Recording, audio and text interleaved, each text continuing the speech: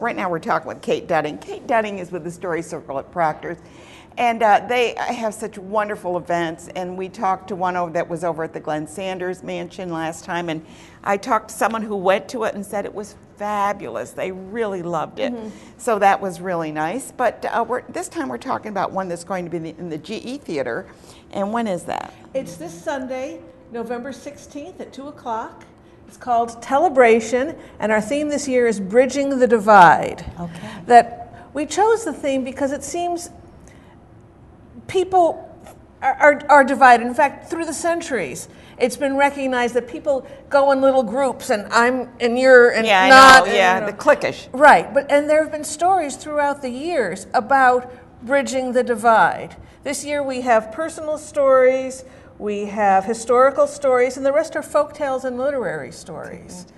And one of my stories is about a civil rights activist, an African-American woman, Alva McSwain Lambert, and she said, "We are all one race, the human race." And that's what these stories are aimed at. There's a commonality through all of us, but we just don't want to do that. I don't. Well, people tend to be afraid of what they don't know. Xenophobes. But once you hear somebody's story, you can't dismiss them as the unknown, the other who's completely wrong. Yeah. So you're going to tell us the story about it? Well, today, since it's Veterans Day, I'm going to tell you a story that has a different kind of divide in it. Good.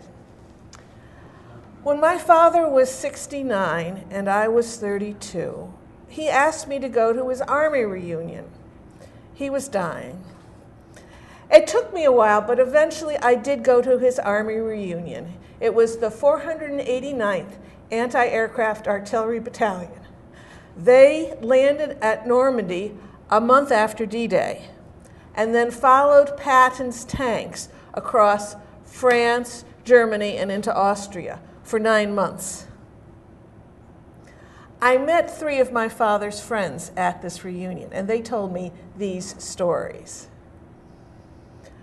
One fellow said, "I remember Ike." That was our last name, E-I-K-E, and most of the guys were called by their last names. "I remember Ike. He was the assistant clerk in our company. That made him my mailman. Sometimes when I had a good run at craps, I'd go to Ike, and he'd send a mail order off to my mom."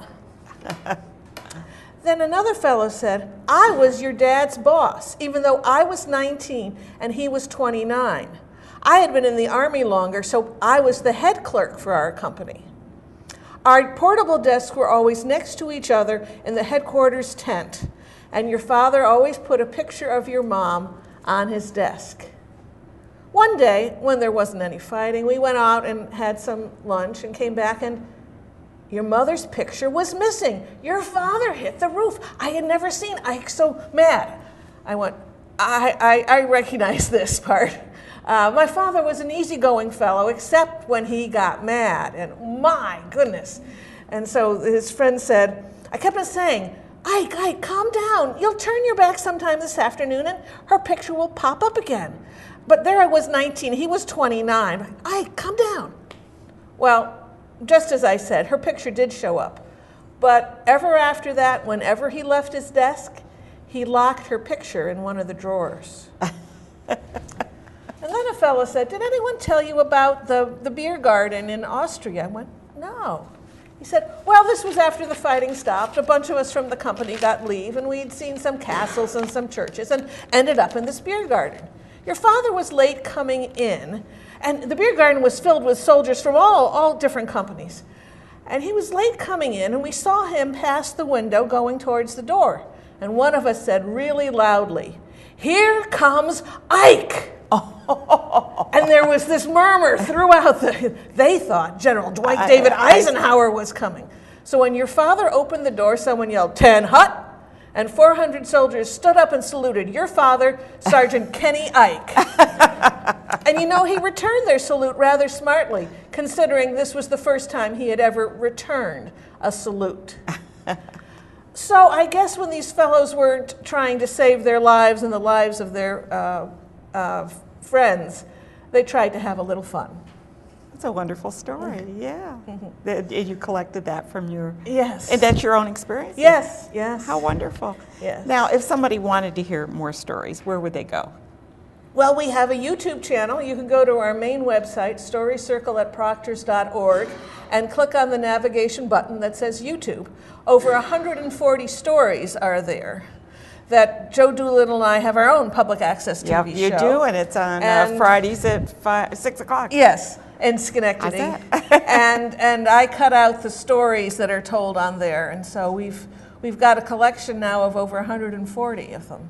And they're so wonderful. people can get, if people go, most people go, you're a storyteller, you read stories to children at the library, and go, no. It's passing, it's the oral tradition. Yes, it's the parent of theater. That's right. Yeah, first people were telling stories to each other, and then these solo performances grew. That's right, and we'll always have those stories, I hope. Yes. No more Kindle. I'm not saying we should go away, all but those we art forms need are. to talk. But storytelling is a personal art form, where storytellers, most actors work in the dark, and they're kind of pretending the audience isn't there, even though they're listening, but they can't make eye contact. Storytellers can make eye contact with our listeners. And when people go like this, most people go, oh, you know what I mean. Yeah. So if you want to hear them in person, up close and personal, GE Theater, and that's Sunday at what time? 2 o'clock. 2 o'clock. Get a ticket. You will not be disappointed because it's such an enjoyable experience to hear people tell stories. And thank you so much for being here. It's always a pleasure to have you here.